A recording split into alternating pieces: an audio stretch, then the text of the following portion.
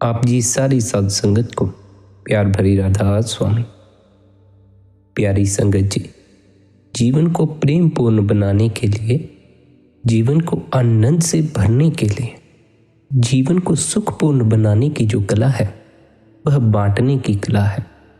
जो भी तुम बांटते हो वही तुम तक लौट आता है। तुम यदि प्रेम बांटो तो प्रेम तुम तक लौट आता है। तुम यदि आनंद बांटो तो आनंद तुम तक लौट आता है।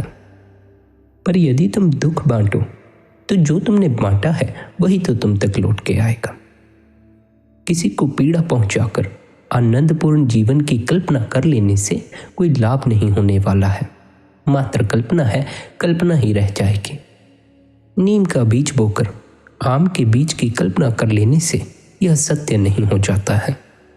जो बोया गया है वही उगेगा, उसकी ही फसल तुम्हें काटनी पड़ेगी।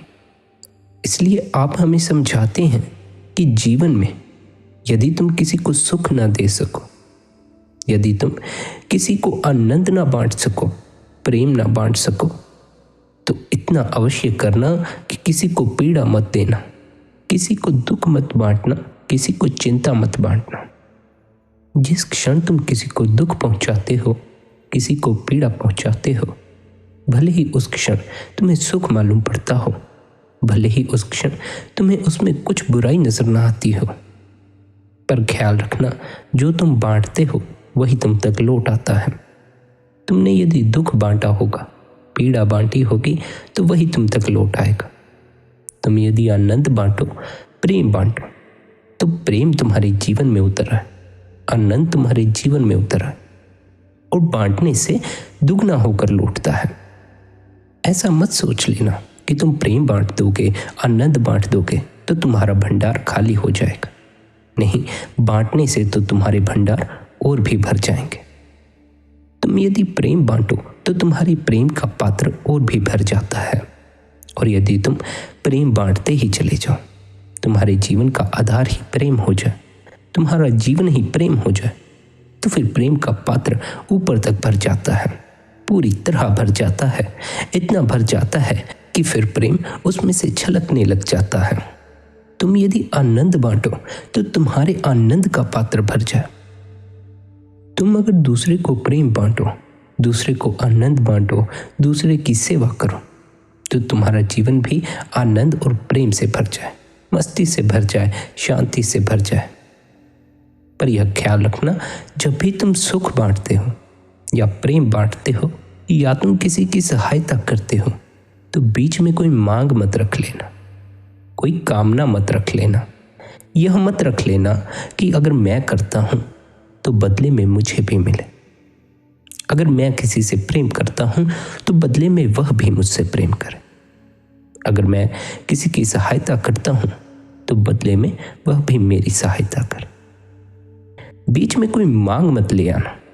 ऐसी कोई मांग मत ले आना कि मैं किसी को सुख बांटता हूं तो वह भी मुझे सुख दे। तुम्हारी मांग, तुम्हारी कामनाएं तुम्हारे पात्र को भरने की बजाय तुम्हारे पात्र को ही दूषित कर देंगे। फिर उस पात्र में पड़ा हुआ प्रेम और आनंद भी दूषित हो जाएगा। मांगने से इस जगत में कुछ भी नहीं मिलता है, बांटने से सब कुछ मिल जाता है। तुम यदि मांग रखकर, कल्पनाएं करके प्रेम करो, किसी की सहायता करो, तो तुम्हारी मांग, तुम्हारी कल्पनाएं ही तुम्हारी पीड़ा बन जाएंगी। क्योंकि यह आवश्यक नहीं है कि तुम किसी से प्रेम करो तो सामने वाला भी तुमसे प्रेम ही करे। तुम इस जगत से प्रेम करो तो यह कोई जरूरी नहीं है कि सारा जगत तुम्हें प्रेम करे। हो सकता है कोई तुमसे झगड़ा कर ले, हो सकता है कोई तुम्हें कुछ कह दे। तुम्हारे प्रेम बांटने का तो मात्र इतना ही अर्थ है कि तुमने प्रेम बांटा, लेकिन तुमने बदले में मांग न की कि तुम्हें भी प्रेम मिले। तुम तो जगत से प्रेम करो, तुमसे कोई झगड़े तो उसकी फिक्र छोड़ो। तुम अपने प्रेम को दूषित मत होने देना, तुम भी झगड़े का हिस्सा मत बन जाना। किसी ने तुम्हें कुछ बुरा कहा, किसी ने तुमको गाली दी, किसी ने तुम्हारी बुराई की, तो तुम भी बुराई करने मत लग जाना, तुम भी उसे गाली देने मत लग जाना। तुम तो अपने प्रेम को बांटो, तुम तो अपने प्रेम को संभालो, तुम अपने प्रेम पर दाग मत लगने देना। तुम औरों को ना बदल सकोगे, तुम तो अपने आप को ही बदल सकते हो। तुम तो अपने आप को ही बदलने का प्रयास करना, औरों की झंझट में पड़ना ही मत। कीचड़ को साफ करने की परेशानी में ही मत पड़ना। तुम तो कीचड़ में भी कमल के फूल की तरह खिल जाना। तुम कीचड़ साफ ना कर सकोगे, तुम तो कमल की तरह ही खिल सकते हो, वही तुम करना। और अगर खिल जाओ तो फिर कीचड़ कहां तुम्हें छू सकता है। संत महात्माओं की भी लोग बुराई करते हैं, संत महात्माओं की भी लोग निंदा करते हैं, संत महात्माओं को भी लोगों ने पीड़ा पहुंचाई है, दुख पहुंचाया है, लेकिन फिर भी संत महात्मा इस पूरे जगत से प्रेम करते हैं। वे फिर भी किसी को दुख नहीं पहुंचाते, किसी को पीड़ा नहीं पहुंचाते। वे फिर भी किसी के प्रति अपने भीतर किसी तरह का कोई वैर नहीं रखते। वे तो प्रेम के सागर हैं, वे तो खिले हुए कमल की भांति हैं। तुम भी खिले हुए कमल की भांति बनो। तुम तो ऐसे जियो कि अगर कीचड़ में भी रहो तो कमल की भांति खिले रहो, तुम्हें कीचड़ छू ना सके, औरों की बुराई तुम्हें छू ना सके, औरों के दिए दुख तुम्हें छू ना सके। तुम्हारा प्रेम, तुम्हारा आनंद इतना बड़ा हो कि बाकी सभी दुख, सभी पीड़ाएं छोटी पड़ जाएं। तुम्हारी समस्या यही है कि तुम खुद तो कमल की तरह खिलना नहीं चाहते, बल्कि कीचड़ को साफ कर लेना चाहते हो। कर ना पाओगे, कोई भी ना कर सका है। जो करने निकलते हैं वे भूल में ही पड़ जाते हैं। तुम औरों को बुराई करने से नहीं रोक सकते, तुम औरों को निंदा करने से नहीं रोक सकते, औरों को गाली गलौज करने से नहीं रोक सकते, औरों को पीड़ा पहुंचाने से नहीं रोक सकते, लेकिन तुम अपने आप को रोक सकते हो। तुम्हें निंदा करने की कोई आवश्यकता नहीं, तुम्हें किसी को पीड़ा पहुंचाने की कोई आवश्यकता नहीं। तुम तो अपने आप को बदलो, तुम तो प्रेम करो, तुम तो आनंद बांटो। बस बांटते वक्त इतना ख्याल रखो कि बांटने में मांग मत रखना कि बदले में तुम्हें भी मिले। जब तुम बदले में मिलने की मांग रख लेते हो तो फिर आंख मिलने पर ही टिक जाती है। फिर तुम्हें बांटने में भी कोई आनंद नहीं आएगा, फिर तो लोभवश तुम्हारी आंख मिलने पर ही टिक जाएगी। फिर अगर तुम बांटोगे भी तो लोभवश बांटोगे। लोभ पकड़ लेगा कि बांटने से और बढ़ता है, फिर तुम इस लोभ के कारण बांटोगे, फिर तुम इस लोभ के कारण सुख बांटोगे कि बांटने से तुम्हारे पास और बढ़ जाएगा। मांग के साथ ही लोभ भी पकड़ लेता है। एक बीमारी से तुम छूटते नहीं, दूसरी पकड़ लेती है।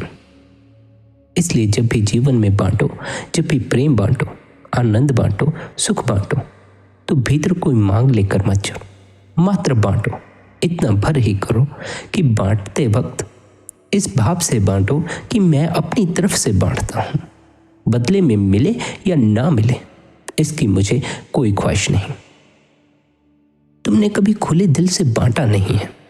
जब बांटने की कला सीखोगे, जब धीरे धीरे बांटोगे, जब जगत को प्रेम बांटोगे, जगत को प्रेम करोगे, जगत को सुख बांटोगे, तो तुम्हें भीतर से प्रेम उपलब्ध होना शुरू हो जाता है, भीतर से आनंद उपलब्ध होना शुरू हो जाता है।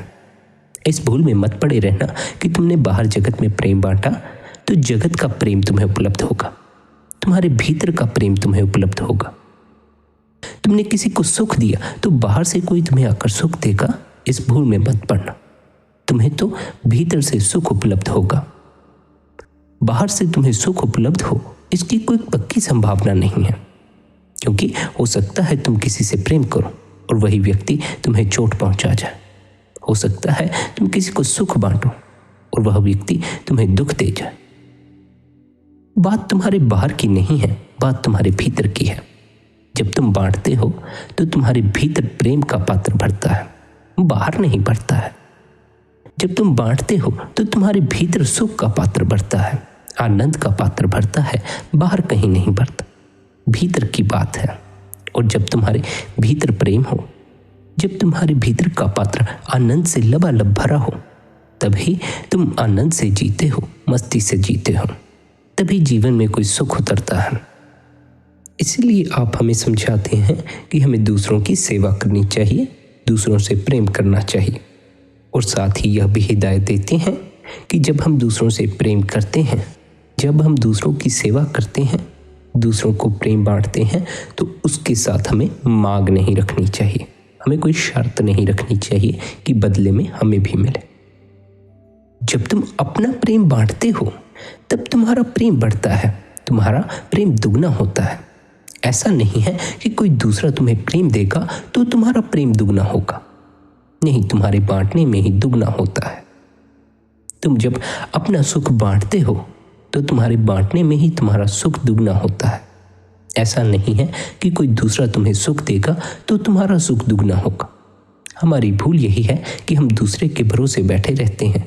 हम सोचते हैं कि यदि हम इसे प्रेम देंगे तो ये हमें भी देगा, फिर हमारे पास दुगना होगा। नहीं, अगर हम बिना किसी मांग, बिना किसी शर्त के बांटें तो वह जो बख्शीश हम पर होती है वह मालिक द्वारा होती है। अगर हमारे प्रेम के भीतर कोई मांग नहीं है, हमारी सेवा के भीतर कोई मांग नहीं है, तो मालिक हमारे पात्र को भरता है। लोग तुम्हारे पात्र को न भर सकेंगे, क्योंकि जिस तरह तुम भीतर मांग रखते हो उसी तरह लोगों ने भी रखी हुई है। जिस तरह तुम चाहते हो कि तुम यदि किसी को प्रेम करो तो वह भी तुम्हें प्रेम करे, इसी तरह सभी चाहते हैं कि यदि हम किसी को प्रेम करें तो दूसरा भी हमें प्रेम दे।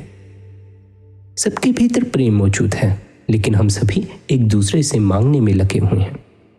उसका कारण यह है कि हमें अपने आप में कोई प्रेम मालूम नहीं पड़ता, हमें अपने आप में कोई आनंद मालूम नहीं पड़ता, हमें अपने आप में कोई सुख मालूम नहीं पड़ता। इसलिए हम दूसरों पर निर्भर हो जाते हैं। हम चाहते हैं दूसरे हमें सुख दें, दूसरे हमें प्रेम करें, दूसरे हमें आनंद पहुंचाएं। यदि तुम खुद ही सुखी नहीं हो तो दूसरे तुम्हें सुख पहुंचाते भी रहें तो उससे कोई लाभ ना होगा। यदि तुम खुद ही प्रेमी नहीं हो तो दूसरे तुम्हें प्रेम करते भी रहें तो तुम्हें प्रेम का क्या पता चलने वाला है। प्रेम की खबर तो मात्र प्रेमियों को ही होती है, और प्रेमी प्रेम में मांग नहीं करते, वे तो मात्र प्रेम करते हैं। तुम प्रेम करो, मांग मत रखो, प्रेम बांटो, अपने आप ही मालिक की बख्शिश होती है। तुम सुख बांटो, अपने आप ही मालिक की बख्शिश होती है। तुम आनंद बांटो, अपने आप ही मालिक तुम पर बख्शिश करता है। बस डगमगा मत जाना, बेसब्री मत हो जाना, सब्र रखना, इंतजार करना। ऐसा ना हो कि तुम कहने लग जाओ कि कोई जीवन में सुख नहीं आया, कोई आनंद नहीं आया। और यह ख्याल रखना, अगर तुम्हारे भीतर यह भाव उठाए कि अभी तक कुछ मिला नहीं, कुछ हासिल नहीं हुआ, चाहे भजन बंदगी करके या किसी को प्रेम करके या किसी को सुख पहुंचा के, तो यह भी एक किस्म की मांग ही है। भीतर मांग ही काम कर रही है। यह जो तुमने मिलने की कामना कर रखी है, यह एक मांग ही है। तुम चाहते हो यह मिले, तुम चाहते हो, तुम भजन बंदगी करते हो तो तुम चाहते हो कि कुछ उपलब्ध हो, कुछ मिले। इस मांग को भी गिर जाने दो। तुम तो मात्र भजन बंदगी करो, अपना फर्ज समझ के करो या ड्यूटी समझ के करो, लेकिन भीतर कोई मांग रखकर मत करो कि तुम्हें इस चीज़ की उपलब्धि हो जाए, या तुम्हें ध्यान की उपलब्धि हो जाए, या अंतस के अनुभव की उपलब्धि हो जाए, या धन की उपलब्धि हो जाए, या बाल बच्चों की उपलब्धि हो जाए। किसी भी तरह की कोई मांग लेकर मत करो। अगर तुम भजन बंदगी के समय भी यह मांग भी लेकर बैठ जाओ, या अंतस का अनुभव हो जाए, तो उस मांग के साथ ही तुम कल्पना में प्रवेश कर जाओगे। अंतस के अनुभव की मांग के साथ ही तुम अंतस की कल्पनाएं भी करने लग जाओगे। तुमने अंतस के बारे में जो भी सुना होगा, जो भी पढ़ा होगा, तुम उसकी ही कल्पनाएं गढ़ते चले जाओगे। उसी तरह की कल्पनाओं में खोए रहोगे, सोचते रहोगे कि ऐसा कुछ अनुभव होने को होगा, ऐसा कुछ ध्यान के बाद उपलब्ध होगा, भजन बंदगी के बाद उपलब्ध होगा। लेकिन ख्याल रखना, अगर तुम कल्पनाओं में ही फंस गए तो फिर जो सत्य है उसका अनुभव ना हो सकेगा, क्योंकि तुम्हारी कल्पनाएं मात्र कल्पनाएं होंगी और सत्य तुम्हारी कल्पनाओं से बिल्कुल विपरीत होता है। तुम जब तक कल्पनाओं में फंसे हो सत्य में प्रवेश ना पा सकोगे। कल्पनाएं तुम्हें अपने जाल में फंसाए रखेंगे। मांग के साथ ही कल्पना का जन्म हो जाता है। तुम जब भी किसी चीज की मांग रखते हो तो उसकी कल्पनाएं भी शुरू हो जाती हैं। अपनी मांग को गिर जाने दो, चाहे तुम भजन बंदगी करो या किसी से प्रेम करो या किसी की सेवा करो। बीच में कोई मांग, कोई मतलब, कोई शर्त रख के मत करो। मालिक की सेवा समझ के करो। जगत से प्रेम करो, लोगों से प्रेम करो तो ऐसे करो जैसे मालिक से करते हो। ऐसे करो जैसे अपने सद्गुरु से प्रेम कर रहे हो। यदि तुम दूसरों को सद्गुरु समझकर प्रेम करना शुरू करो तो फिर धीरे धीरे तुम्हें दूसरों में भी अपना सद्गुरु ही नजर आने लगे। फिर दूसरे भला ही तुम्हारी बुराई करते हो, तुम ना कर सकोगे। तुम अपने सद्गुरु से इतना प्यार करते हो, यदि तुम उसी सद्गुरु को हर किसी में देखना शुरू कर दो तो फिर भला दूसरों की निंदा कैसे कर सकोगे, दूसरों की बुराई कैसे कर सकोगे, दूसरों को पीड़ा कैसे पहुंचा सकोगे। तुम दूसरों को पीड़ा इसी कारण पहुंचा देते हो, दूसरों को दुख इस कारण दे देते हो कि तुम्हें उनमें अपने सद्गुरु की झलक नहीं मिलती, उस मालिक की झलक नहीं मिलती। यूं तो हर किसी में मालिक है, लेकिन हमें किसी में भी मालिक की झलक नहीं मिलती। तुम्हें जब तक अपने भीतर बैठे मालिक की झलक ना मिले तब तक तुम्हें दूसरों में भी झलक नहीं मिलती। जब तक तुम्हें अपने पे ही भरोसा नहीं कि तुम्हारे भीतर मालिक है, तब तक तुम दूसरों पे कैसे भरोसा कर सकोगे कि उनके भीतर मालिक है। पर यदि तुम दूसरों को पीड़ा ही पहुंचाने में लगे रहे, दूसरों की निंदा करने में ही लगे रहे, दूसरों को दुख देने में ही लगे रहे, तो फिर तुम्हें मालिक नजर ही ना आ सकेगा। तुम यदि प्रत्येक व्यक्ति में अपने सद्गुरु को देखना शुरू करो, प्रत्येक व्यक्ति को अपना सद्गुरु समझकर जियो, प्रत्येक व्यक्ति को मालिक समझकर जियो, तो धीरे धीरे तुम्हारे लिए दूसरा मिटता चला जाएगा और मालिक प्रकट होता चला जाएगा। फिर तुम दूसरों की बुराई ना कर सकोगे, दूसरों की निंदा ना कर सकोगे। तुम अपने सद्गुरु के प्रति प्रेम को सद्गुरु तक ही सीमित मत रहने दो, अपने प्रेम के दायरे को छोटा ही मत रहने दो, इस दायरे को बड़ा करो। तुम अपने सद्गुरु के प्रति प्रेम को पूरे जगत के प्रति फैला दो, प्रत्येक व्यक्ति के प्रति फैला दो। तुम तो इस भाव से चलो कि प्रत्येक व्यक्ति में तुम्हें अपने सद्गुरु के दर्शन हो जाए। तुम अनेक से एक में उतर आओ, तुम द्वैत से एकता में उतर आओ। तुम तो उस अवस्था में उतर आओ जहां मालिक के अतिरिक्त कुछ शेष ना रह जाए, जहां दूसरे में तो तुम्हें मालिक नजर आए ही आए, बल्कि जब अपने भीतर देखो तो वहां भी मालिक नजर आए। कहीं भी तुम्हें मालिक के सिवाय कोई दूसरा फिर नजर ही नहीं आएगा, दूसरा नजर आना ही बंद हो जाएगा। हर व्यक्ति तुम्हारे लिए मालिक हो जाएगा, तुम्हारा सद्गुरु हो जाएगा। पर यह होगा तभी अगर तुम्हारा दूसरों के प्रति प्रेम हो, भीतर मांग ना हो। तुम दूसरों की सेवा करो, भीतर कोई मांग ना हो। तुम दूसरों की सहायता करो, भीतर कोई शर्त ना हो। तुम दूसरों को सुख दो, लेकिन भीतर बदले में सुख मिलने की आकांक्षा ना हो। अगर तुम दूसरे को प्रेम देकर उससे प्रेम लेने की आकांक्षा लगाए बैठे रहो तो फिर तुम द्वैत से मुक्त ना हो सकोगे, क्योंकि लेन देन का संबंध द्वैत में ही हो सकता है। तुम्हें पता नहीं तुम्हारे भीतर प्रेम का भंडार भरा हुआ है, तुम्हारे भीतर प्रेम का खजाना पड़ा हुआ है, तुम्हारे भीतर आनंद का खजाना पड़ा हुआ है। तुम जब उस खजाने को बांटते हो तो वह बढ़ता है। पर अभी तुम सोचते हो प्रेम तुम्हें बाहर से उपलब्ध होगा, दूसरों से उपलब्ध होगा, आनंद तुम्हें बाहर से उपलब्ध होगा, दूसरों से उपलब्ध होगा। नहीं, तुम्हारे भीतर ही मौजूद है, तुम्हारे भीतर का ही खजाना है। मात्र उस खजाने को खोज लेने भर की आवश्यकता है, उसे हासिल कर लेने भर की आवश्यकता है। और वह तुम्हारे भीतर छिपा हुआ है, तुम्हारे इस शरीर के भीतर मौजूद है। और यदि उसे हासिल करना हो तो भीतर की यात्रा ही करनी होगी। बाहर की यात्रा से भीतर का खजाना उपलब्ध नहीं होता। बाहर की यात्रा से तुम बाहर के खजाने ही खोज सकते हो।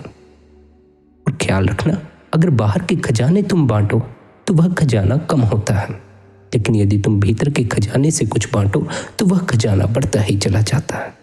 वह मालिक की बख्शीश है। भीतर उतरो, भीतर डुबकी मारो, भीतर के खजाने की खोज करो, भीतर पड़ी हुई दौलत की खोज करो, उस दौलत को हासिल करो। बाहर की दौलत से जीवन में सुख या शांति नहीं आ जाती, जीवन में आनंद नहीं आ जाता, जीवन में प्रेम नहीं आ जाता। यह तो तुम्हारे भीतर की दौलत है जो तुम्हें आनंद पहुंचाती है, सुख और शांति पहुंचाती है। पर हमें भीतर के खजाने की कोई फिक्र नहीं है, भीतर की दौलत की कोई फिक्र नहीं है। हमें तो बाहर की दौलत की फिक्र है। हम तो बाहर की दौलत इकट्ठी कर लेना चाहते हैं। भीतर की दौलत तो हमें इकट्ठी भी नहीं करनी पड़ती, हमारे भीतर ही मौजूद है। बाहर की दौलत तो हमें इकट्ठी करनी पड़ती है। पर फिर भी जो हमारे पास मौजूद है हम उस तरफ नजर नहीं करना चाहते। जो हमारे पास नहीं है हम उस तरफ नजर करना चाहते हैं। यह हमारे मन का स्वभाव है। मन उसी तरफ दौड़ना चाहता है जो हमारे पास नहीं है। उसमें मन को रस आता है। फिर जो तुम्हारे पास होता है उस तरफ भी तुम्हारी नजर नहीं जा पाती। जो तुम्हें उपलब्ध ही होता है उसका भी तुम कोई लाभ नहीं उठा सकते। यदि जीवन जीने के लिए तुम बाहर की दौलत इकट्ठी करो तब तो ठीक है, लेकिन यदि बाहर की दौलत ही जीवन हो जाए तो फिर वह ठीक नहीं है।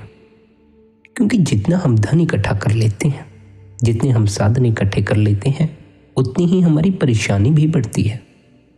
हम दरअसल इस भूल में घूमते हैं कि अगर हम धन इकट्ठा कर लेंगे तो हमारी सारी परेशानी दूर हो जाएगी, जीवन में चैन आ जाएगा। लेकिन धन से चैन का कोई संबंध नहीं। धन का तो जीवन से संबंध है कि तुम अपने शरीर को जीवा सकते हो, बेहतर तरीके से जीवा सकते हो। और यह भूल मत जाना कि 80 साल या 90 साल या 100 साल उसके बाद जीवन तुम्हारे हाथ से निकल जाएगा। एक क्षण तो आएगा जब जीवन हाथ से निकल जाएगा। तो इस जीवन को मात्र पीड़ा और अशांति में ही व्यर्थ मत कर देना। संत महात्माओं ने हमें उपदेश दिए हैं कि इस जीवन में आनंद मौजूद है, शांति मौजूद है। इसी जीवन में वह मस्ती छिपी है जिसकी तुम्हें तलाश है। जीवन हाथ से चला जाए बेहतर होगा तुम जीवन का आनंद खोज लो। यदि दुख में ही तुम्हारा जीवन तुम्हारे हाथ से निकला तो तुम और भी दुखी हो जाओ।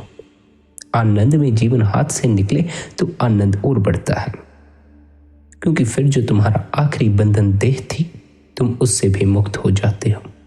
तुम उस परम में ही समा जाते हो, उस कुल मालिक में ही समा जाते हो। फिर ना तुम्हें इस संसार में आना पड़ता है, ना ही जन्म मरण के चक्कर में आना पड़ता है। तुम जीवन में जो भी करना चाहते हो वह करो, मगर वह आनंद पूर्वक करो। वह करो जो तुम्हारे जीवन में आनंद लाता हो, शांति लाता हो। वह मत करना जो तुम्हारे जीवन में अशांति ले आता हो, क्योंकि फिर तुम्हें यह जीवन मिले या ना मिले इसका क्या भरोसा है। एक बार के लिए मिला है और यह भी कितने समय के लिए मिला है इसका भी कोई भरोसा नहीं है। अंदाजन 80-90 साल कह दिया जाता है, लेकिन यह कोई पक्का नहीं है कि सभी 80-90 साल ही जीते हैं। घड़ी का कोई पता नहीं, अगली घड़ी का कोई पता नहीं, कोई रहे या ना रहे। समय पल पल हाथ से निकलता जा रहा है। यही कारण है कि संत महात्मा हमें समझाते हैं कि हमें आलस्य नहीं करनी चाहिए, हमें इस भ्रम में नहीं घूमना चाहिए कि अभी हमारे पास बड़ा समय है, कल कर लेंगे भक्ति या इस उम्र के बाद कर लेंगे भक्ति। कई जीव तो ऐसे हैं जो कहते हैं हम तो 40-50 के बाद ही भक्ति करेंगे, हम तो 40-50 के बाद ही मालिक की तरफ जाएंगे, तब तक अपना संसार संभाल लेते हैं। शायद उन्हें पता नहीं कि मृत्यु उम्र नहीं देखती है। मृत्यु ना तो बच्चे में फर्क करती है ना बूढ़े में फर्क करती है। और अगर तुम इस भुलावे में बैठे रहो कि 40 के बाद भक्ति करोगे तो 40 तक पहुंचोगे या नहीं इसका कोई भरोसा नहीं है। और अगर तुमने मालिक की भक्ति ही न की, भजन बंदगी ही न की, तो फिर तुम इस जन्म और मृत्यु के चक्कर से मुक्त कैसे हो पाओगे। मुक्ति का एक ही मार्ग है, निरंतर भजन बंदगी करना, निरंतर ध्यान में बैठना, निरंतर अपने अंतस में उतरना। निरंतर का अर्थ है कि हमें हर रोज करनी चाहिए। हम तो एक दिन कर लेते हैं, सोचते हैं हमने बड़ी भजन बंदगी कर ली, हमने मालिक के लिए बड़ा समय निकाल लिया, फिर 2-4 दिन भूले बैठते हैं। फिर कभी दुख आता है तो फिर बैठ जाते हैं, कभी कोई चिंता आती है तो फिर बैठ जाते हैं। जब सुख बना रहता है, जब कोई परेशानी नहीं होती, तब ना मालिक की याद आती है ना भजन बंदगी की याद आती है। फिर नहीं बैठा जाता है। भला सुख में किससे बैठा जाता है? दुख में तो अपने आप ही बैठना पड़ जाता है। दुख में तो भीतर इतनी पीड़ा होती है कि फिर भजन बंदगी के अलावा कुछ नजर नहीं आता, फिर मालिक के अलावा कुछ नजर नहीं आता। इसलिए इसमें कोई हैरानी की बात नहीं कि संत महात्माओं ने यह भी प्रार्थना की है कि हे मालिक, तू हमें दुख बख्श। जब दुख होता है तो हमें तेरी याद ज्यादा आती है, जब दुख होता है तो हमें तेरा स्मरण अपने आप ही आ जाता है, जब सुख होता है तो हम भूल जाते हैं, तब हमें तेरी याद नहीं आती। क्योंकि वे संत महात्मा जानते हैं दुख में व्यक्ति को परमात्मा की जल्दी याद आती है, सुख में तो व्यक्ति भूल जाता है, इसलिए वे मालिक से दुख ही मांग लेते हैं। मैं तुमसे यह न कहूंगा कि तुम मालिक से दुख मांगो, तुम पहले ही बड़े दुखी हो। आज का समाज इतने तनाव से भरा हुआ है, इतनी परेशानियों से भरा हुआ है कि तुम्हें और परेशानी लेने को मैं नहीं कहूंगा। मैं तो मात्र इतना ही कहूंगा कि तुम भजन बंदगी में बैठा करो, तुम निरंतर ध्यान में बैठा करो। एक दिन बैठ जाने से कुछ ना होगा, 2 दिन बैठ जाने से कुछ ना होगा, 1 हफ्ता या 1 महीना बैठ जाने से कुछ ना होगा। तुम्हारे 1 दिन भजन बंदगी में बैठ जाने से या 1 महीना भजन बंदगी में बैठ जाने से तुम्हारा मन भीतर नहीं ठहर जाता है। मन बड़े समय से बाहर फैलता रहा है, इसे बाहर फैलने की आदत है। तो यदि तुम इसे मौका दोगे, तुम 1 दिन बैठोगे, 1 दिन नहीं बैठोगे, कुछ दिन करोगे, कुछ दिन नहीं करोगे, तो जब तक तो तुम करोगे तब तक यह भीतर ठहरा रहेगा। जब तुम नहीं करोगे तब भला यह भीतर कैसे ठहरेगा, तब तो यह बाहर की तरफ ही भागेगा। और अगर मन बाहर ही भटकता रहा तो फिर बाहर बढ़ेगा, शांति और आनंद कैसे हासिल हो सकेगा। निरंतर भजन बंदगी में बैठा करो, आलस करने से कुछ ना होगा। सुख के क्षणों में उसे भूल जाते हो, दुख के क्षणों में याद कर लेते हो, यह मतलब की बात हो जाएगी। सुख में भी बैठो, दुख में तो बैठोगे ही। सुख में भी उसे याद करो, दुख में तो याद आ ही जाएगी। यह भी ख्याल रखो कि कोई भी अन्य कार्य भजन बंदगी से ऊंचा नहीं है, ध्यान से ऊंचा नहीं है, क्योंकि भजन बंदगी ध्यान तुम्हें मालिक से जोड़ता है और तुम्हारे अन्य कार्य तुम्हें संसार से जोड़ते हैं। तुम यदि कहो कि तुम्हें दिनचर्या के कामकाज से समय ही नहीं मिलता, संसारिक कामकाज से समय नहीं मिलता, भजन बंदगी में बैठने के लिए समय नहीं निकलता तुमसे, तो फिर इसमें किसी दूसरे का कोई कसूर नहीं है। तो फिर तुम मालिक से मिलाप कैसे कर पाओगे? फिर यदि तुम कहो जीवन में आनंद नहीं है, तो जीवन में आनंद कहाँ से आएगा? तुम भजन बंदगी के लिए समय नहीं निकाल, ध्यान के लिए समय नहीं निकालते, फिर आनंद की कामना भी क्यों करते हो? कैसे कर लेते हो? भला अब तक इतना जीकर तुम्हें यह नजर नहीं आया कि संसारिक कामनाओं से, संसारिक उपलब्धियों से जीवन में आनंद नहीं आ जाता है, सुख नहीं आ जाता है। जो संसारिक साधनों द्वारा सुख खाता भी है, वह ज्यादा समय के लिए नहीं टिकता, कुछ समय बाद वह भी क्षीण हो जाता है। तुम्हें तो उस आनंद, उस सुख की तलाश है जो सदा के लिए बरकरार रहे। तुम इतनी पीड़ा से गुजर चुके हो कि तुम्हें उस आनंद की खोज है कि फिर तुम्हारे जीवन में पीड़ा ना रहे, कोई परेशानी ना रहे। ऐसा तभी हो सकता है जब तुमने अपने भीतर के खजाने की खोज कर ली हो, अपने भीतर की दौलत की खोज कर ली हो। जब तुम निरंतर भजन बंदगी करते हो, तुम्हारा आनंद, तुम्हारा अंतस प्रेम और आनंद से भरा हुआ है। अंतस में लगाई हुई डुबकी ही तुम्हें आनंद से नहला सकती है, शांति से नहला सकती है। बाहर की डुबकियों से तुम्हारा कुछ ना होगा, तुम वही रह जाओगे, अशांत और चिंतित। यह तो तुम्हारे भीतर की डुबकी है जो तुम्हें बदल देती है, जो तुम्हें मदमस्त कर देती है, तुम्हें आनंदित कर देती है। अपने भीतर डुबकी मारो, निरंतर हर रोज भजन बंदगी में बैठो, समय निकालो। हो सकता है तुम्हारे जीवन में बड़ा कामकाज हो, तुम व्यस्त रहते हो, लेकिन मालिक के लिए समय अवश्य निकाला करो, क्योंकि यह कामकाज मरणशैया पे काम नहीं आता, मरणशैया पे तो मालिक ही काम आता है। कामकाज तुम्हारे जीने के लिए जरूरी है, लेकिन यदि कामकाज ही जीवन हो जाए तो फिर वह ठीक बात नहीं है। तुम जीने के लिए धन कमाओ तो ठीक है, लेकिन धन ही तुम्हारा जीवन हो जाए तो वह ठीक नहीं है, क्योंकि यह धन भी यहीं पड़ा रह जाता है, यह धन भी तुम साथ नहीं ले जा सकते। साथ ही यह भी ख्याल रखो कि किसी को दुख मत पहुंचाओ, किसी को पीड़ा मत पहुंचाओ। तुम यदि किसी को सुख ना दे सको, किसी की सहायता ना कर सको, किसी की सेवा ना कर सको, किसी की तारीफ ना कर सको, तो किसी का बुरा मत करना, किसी की निंदा मत करना, किसी को ऐसा कुछ मत कहना जिससे उसे पीड़ा पहुंचती हो। ऐसा करने से तुम्हारे जीवन में और भी परेशानी बढ़ जाएगी, और भी अशांति आ जाएगी, और भी दुख आ जाएगा। किसी को सहारा न दे सको तो किसी को गिराने का प्रयास भी मत करना। तुम जो बांटोगे वही तुम पर लौट आएगा। दुख बांटोगे, दुख तुम तक लौट आएगा। और अगर तुमसे हो सके, तुमसे बन सके तो प्रेम बांटना, सुख बांटना, आनंद बांटना, तुम तक वह भी अवश्य लौट आएगा। जिस प्रकार दुख बांटने पर तुम तक दुख लौट आता है, उसी तरह आनंद बांटने पर तुम तक आनंद भी लौट आएगा। बांटना सीखो, अपने आप ही भंडार भरता चला जाता है। मांग लेकर मत चलो, बदले की आकांक्षा लेकर मत चलो कि बदले में मुझे मिले। तुम देने वाले बनो, तुम उस देनहार के पुत्र हो, उसी के अंश हो। जिस प्रकार वह इस समाज को देता आया है, जिस प्रकार वह मालिक हमें बेशर्त बांटता आया है, उसी प्रकार तुम भी बांटना शुरू करो, बेशर्त बांटो। पर अगर बांट ना सको, किसी को प्रेम दे ना सको, किसी को सुख दे ना सको, किसी को आनंद दे ना सको, तो पीड़ा तो मत पहुंचाना, इतना भर करना। पीड़ा पहुंचाने से तुम अपना नुकसान कर बैठोगे, किसी को दुख पहुंचाने से तुम अपना नुकसान कर बैठोगे। अपना आनंद में जियो, अपनी मस्ती में जियो। दूसरों की अशांति के कारण तुम अपनी शांति खराब मत करो। दूसरों की जुबान के कारण तुम अपनी जुबान खराब मत करो। तुम अपने लिए जिम्मेवार होगे, दूसरे अपने लिए जिम्मेवार होंगे। जो दूसरों ने बीज बोया है, उन्हें वह फल खाने को मिलेगा। जो तुमने बीज बोया है, तुम्हें वह फल खाने को मिलेगा। तुम खुद ही देख लेना तुम्हें क्या चाहिए।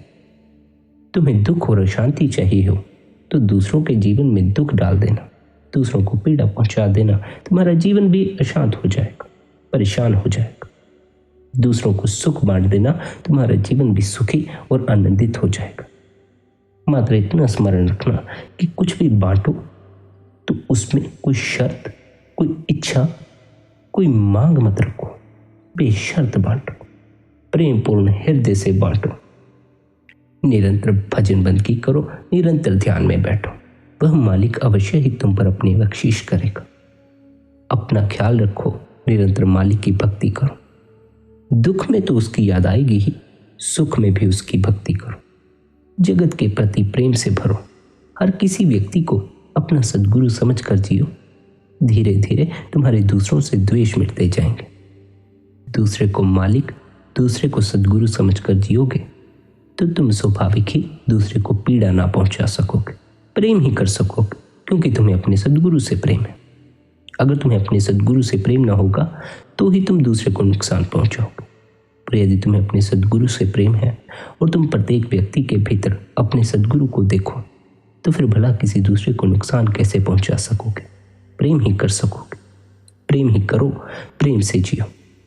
प्यारी संगत जी, यदि आज के इस सत्संग द्वारा आपको आपके आध्यात्मिक सफर पर सहायता मिली हो तो सत्संग को शेयर करें। साथ ही आप पुराने सत्संग भी सुन सकते हैं और हर रोज सत्संग सुनने के लिए आप शब्द उन सत्संग सर्च भी कर सकते हैं। आप सभी के भीतर बैठे कुल मालिक को प्रणाम। राधा स्वामी जी।